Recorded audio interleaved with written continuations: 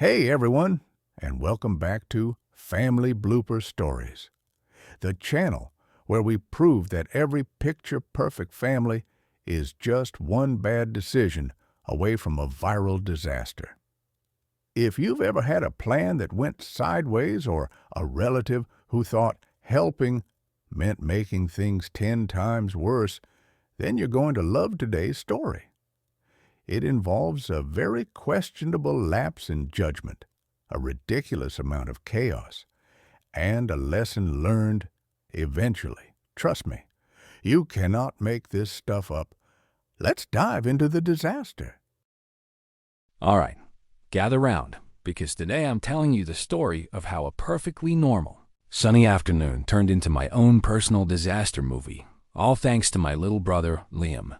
This all went down back when we were teenagers. Our definition of fun was basically just riding our bikes way too fast and making some highly questionable life choices. The setting for our tale is the local harbor. Just picture it. Bright sunshine, the air thick with the smell of salt and fish, and my brother Liam trying to pull off a very dramatic, completely unnecessary wheelie right next to the water. Now, there's a crucial piece of information you need to know. At this point in his life, Liam had a terrible, dark secret. He could not swim. Not a stroke.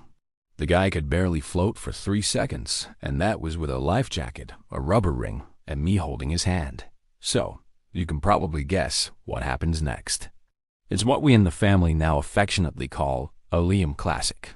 Liam's showboating hit its peak when his front wheel connected with a loose cobblestone. His bike went one way, his legs went the other, and he executed this beautiful, slow-motion dive like a very confused Olympic synchronized swimmer right over the edge and into the frigid harbor water. 1 second, he was there, making obnoxious motorcycle noises with his mouth. The next, there was this massive splash, followed by the sound of someone realizing they were in very, very deep trouble. All I could hear was, "I can't swim. I can't swim," coming from a spluttering, panicked head barely above the water. My brain immediately switched gears from, "This is absolutely hilarious," to, "Oh no, Mom is going to kill me." Without a second thought and without taking off my extremely cool and very heavy leather jacket, I jumped in right after him. The water was shockingly cold. It felt like being stabbed by 1,000 tiny, icy needles. I managed to grab his flailing arm, hauled him over to a rusty ladder bolted to the harbor wall, and began the slow, painful process of getting both of us, dripping and shivering, out of the brine. It was embarrassing, but we were managing. Disaster averted. Or so I thought. Just as Liam's soaking wet head cleared the harbor wall, something truly wonderful and utterly baffling happened. A tourist, a very enthusiastic, very portly gentleman wearing a bright floral shirt with a camera strapped around his neck, had seen the whole thing unfold. And he decided it was his time to shine. He took a running start, yelled something that sounded vaguely like, "I'm coming, comrades," and launched himself into the water.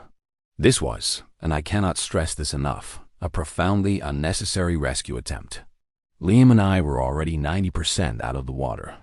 We just stood there, mesmerized, as our hero in waiting immediately surfaced, sputtering even louder and more dramatically than Liam had. It quickly became clear that our knight in a Hawaiian shirt was in significantly worse physical shape and was an even worse swimmer than my little brother.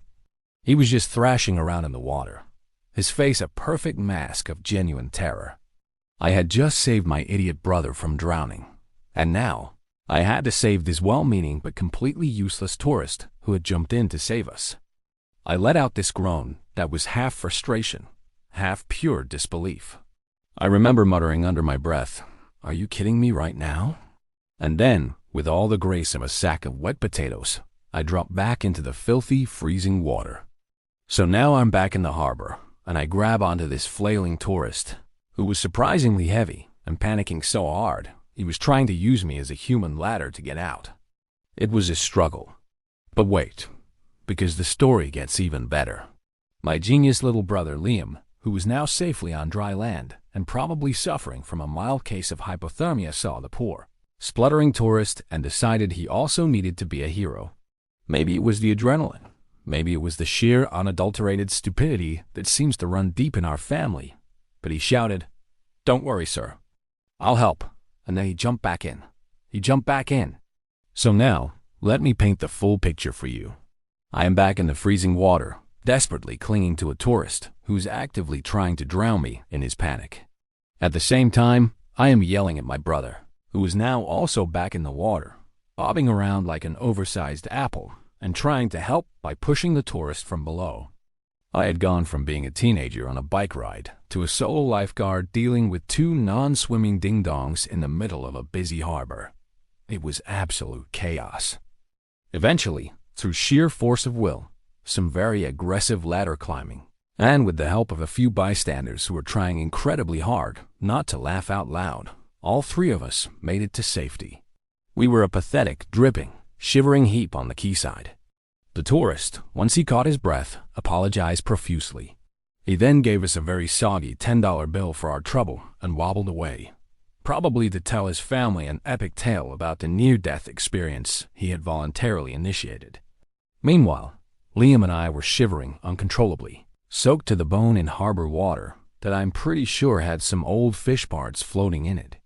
When we finally got home, the story we told our parents was a carefully crafted lie about an extremely high, freak wave that had crashed over the seawall and swept us in.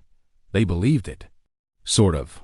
We still received the customary moral lecture about the dangers of cycling too close to the edge. Lecture we had heard about 1,000,000 times before. It took a couple of years for the true, unbelievably absurd story to finally come out. And yes, we got an even bigger, more epic moral lecture then. But there was a silver lining to all this madness. Liam was forced into swimming lessons immediately after that incident. And today, I'm happy to report that both of us are competent swimmers. And thankfully, I haven't had to rescue him or any ridiculously helpful tourists since that gloriously disastrous day. So, if you have a chaotic sibling like mine, or if you've ever had to save someone who was trying to save someone else, let me know your story in the comments below. I'd love to hear it. Thanks for watching, and if you enjoyed this little trip down memory lane, make sure to hit that like button and subscribe for more stories. See you next time.